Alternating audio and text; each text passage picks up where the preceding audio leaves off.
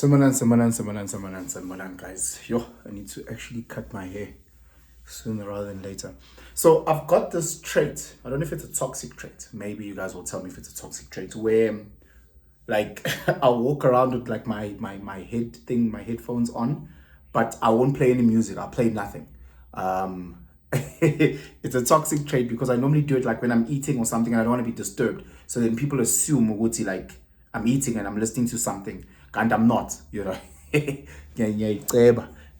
I was actually listening to a couple of Gen Zs. They significantly younger than me, so they're probably about early 20s to mid 20s, 26 there. And obviously they're chatting about relationships and they're chatting about my love language. I always laugh when these topics come up.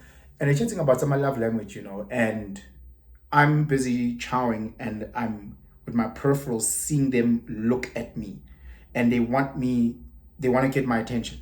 So then eventually I look, I take one off and like, hey Pinson, we'd like to get your opinion on something, you know. So we end up chatting about these love languages. So I wrote them down just quickly. It is acts of service, quality time, receiving gifts, words of affirmation, and physical touch. And I'm listening, you know, and I said, as my usual thing, guys, I hope I don't trigger anyone with what I'm about to say, you know. One, we all love all five of these things at different times. But what these love languages tell us more about yourself. It tells us more about your strengths, your weaknesses, your toxic traits, your red flags, your green flags, you know. From my experience, and I know it's going to trigger a lot of people here, but whenever I hear a girl saying, Uti, her love language is receiving gifts, I know instantly, Uti, that lady is very entitled. I know like that lady is very much a taker, and she'll try and wrap herself or package herself, no pun intended, as this person that just, oh my God, you know, just, it doesn't have to be very costly, you know, even just like if you just pick up a rose from the garden, like how many people do we know that have gardens or roses, you know, in their gardens, you know. So they always try and wrap it in some humility thing. No, it's generally speaking, when someone says that, know what you're dealing with a person who's incredibly selfish. She's a taker. In her past relationships, she was dating guys who were just buying her things, bottles, whatever the case may be, handbags. That's the one side of it. What she's also saying is, I grew up in a specific way. That's what she's saying. She's either a person who grew up extremely spoiled at home, or she grew up not having, you know, and that then obviously took a knock at her confidence. You know, maybe she saw other girls dressed in certain clothes, or at school, you know, she'd have the same pair of tackies, or she didn't have that handbag, or she had a handbag from Mr. Price that she got from her older cousin, her whole high school, and now she's using those materialistic things as a way to scream, look at me, I'm also worth something, you know, because again, she might have, in growing up, attached value to materialistic things. I don't know if you guys can understand what I'm trying to say. Whenever I hear sisters saying, Guti, for her, it is acts of service.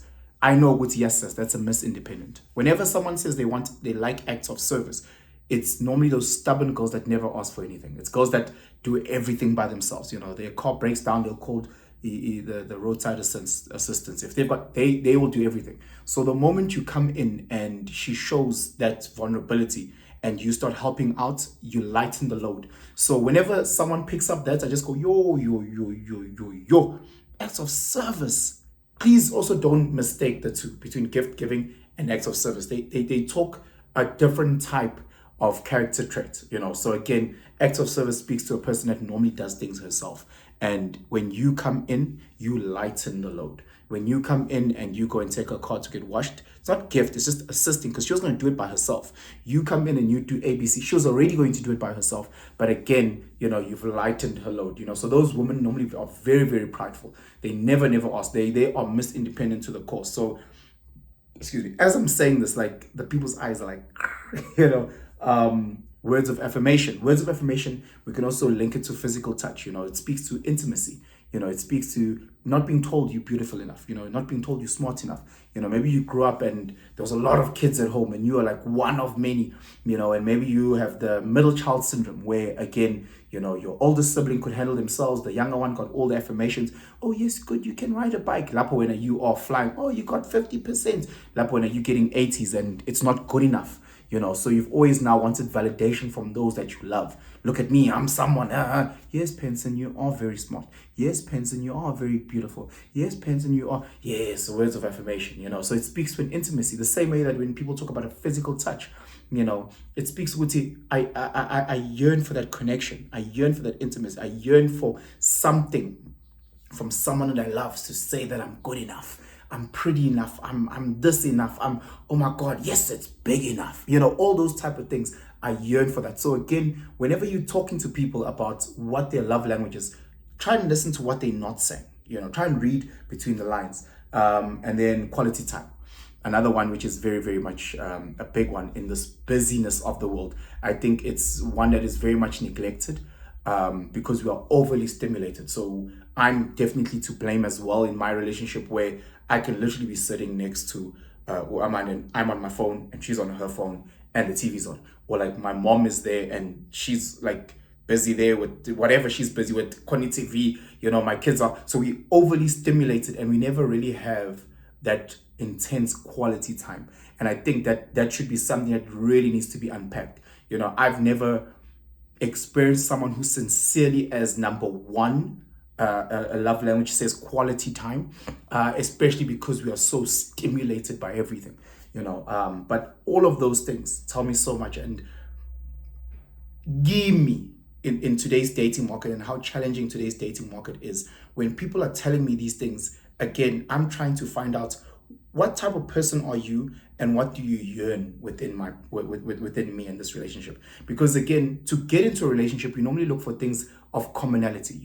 Oh, I can sing, she can sing, oh, we can sing together, so beautiful. Oh, I like this, she likes this, or I drink, she drinks, shama mavosho together. So you look for those things of similarities, and that's what it draws you guys into the relationship.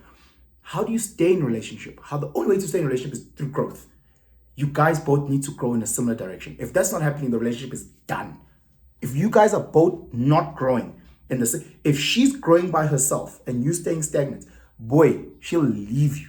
Next thing, she's dating some other guy. You didn't even know what was happening. Sister, if you are staying stagnant and he's growing by himself, next thing you find out, you check his phone, he's got 2 phones now, it's going to get messy. You guys have to grow. That's what it is. How do we grow? So you can be attracted to a person because of common things, but what keeps you there is when your person has traits that you yearn for. So a trait could be, yes, what brought us together was the fact that we sing, and we sing amazingly. But then she has this ability to stand in front of 1,000 people and the confidence to sing while playing the guitar. And I yearn for that trait, that confidence that she possesses. Therefore, I will stay for that. And the fact that as confident as she is and she sings amazingly, she has no structure. She only just sings on a whim or whatever the case is at church.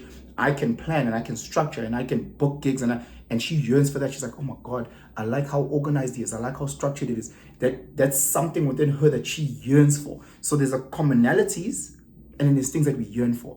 Those two things. It's either ujola because there's things that are common or there's things in your partner that you yearn. And if there isn't that, it's only a matter of time. It's only a matter of time. Guys, it's all about character traits. The reason why you are so in love with a lion is because you either have those traits, the bravery, the power, the courage, or you yearn for those traits. I yearn to be brave. I yearn to be courageous. I yearn to be this. So it's one of two things. If you say, oh, my favorite animal is an elephant, there's character traits in there. Again, do you have them or are you yearning for them? That's how we fall in love with these things. They're so beautiful. They're so symmetrical. Oh my God. Then you see yourself in the mirror. Oh, girl. Those are the things, there's in everything, not just in animals, not just people, in buildings, in trees. Sometimes you walk past, you drive past and you see this huge, massive tree. And you're like, yes, I'm so drawn to that tree. What is it about that tree? And that tree speaks to strength and to power and to character, and and it's always there and it stands strong.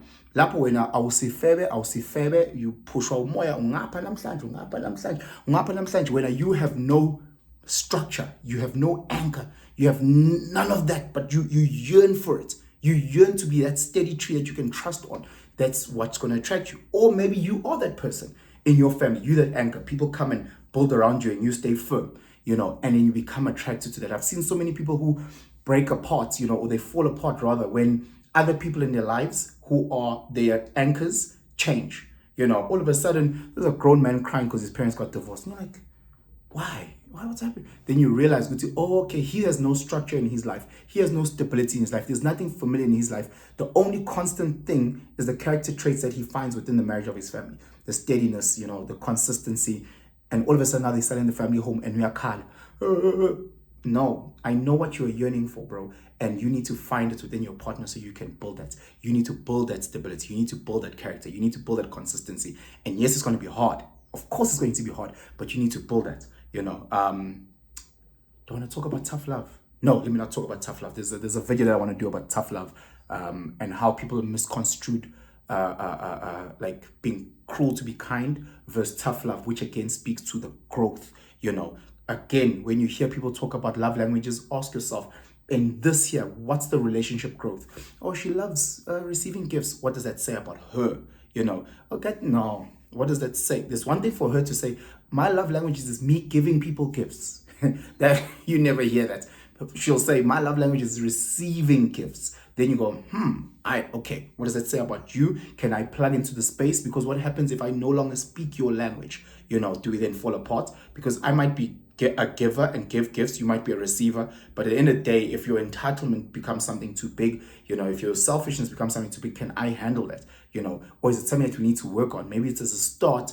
It's not just about giving the gifts. It's actually, as I give the gifts, I actually realize, look, the value is actually not in this watch. It's not in this handbag. Sister, you're amazing as you are. You don't have to have the weaves. You don't have to have the eyelashes. You don't have to have this. You are as amazing as you are. Let's take this money. Let's invest it here. Let's take this money. Let's go do this. Let's go do that. And things that aren't as materialistic or as fluffy, but then builds our future, type of thing. You don't have to always be so stubborn, and now the fact that you come home and I've swept it breaks the act of God. No, let's do this together. Let's be on this journey. So as much as I know you are independent, and that's great, but you also need to let go. Let's dedicate. Let's actually write a list of things that I can do and things that you should do. And therefore, that's the couple coming together to grow, So anyway, let me know what you guys think about these love languages things. It always comes up.